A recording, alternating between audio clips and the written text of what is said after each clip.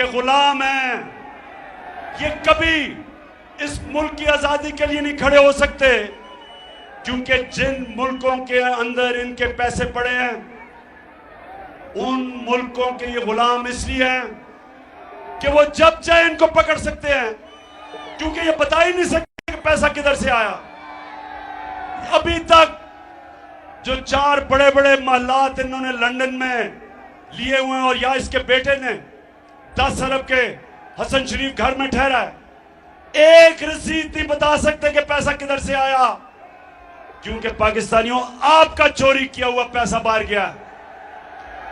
तो ये चोर जरदारी, जिसके ऊपर किताबें लिखी हुई हैं चोरी पे, जिसके ऊपर बाहर के अखबारों में मजमून आए हुए हैं इनकी चोरी पे, क्या ये पाकिस्तान का आर्मी चीफ, क्या ये सिलेक्ट करेंगे?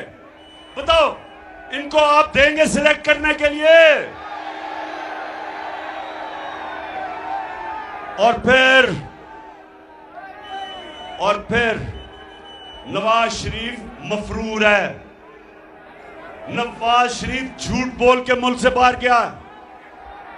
मुशर्रफ के दौर पे भी ये झूठ बोल के बाहर गया था, कहता था मैंने कोई मुआहदा नहीं किया।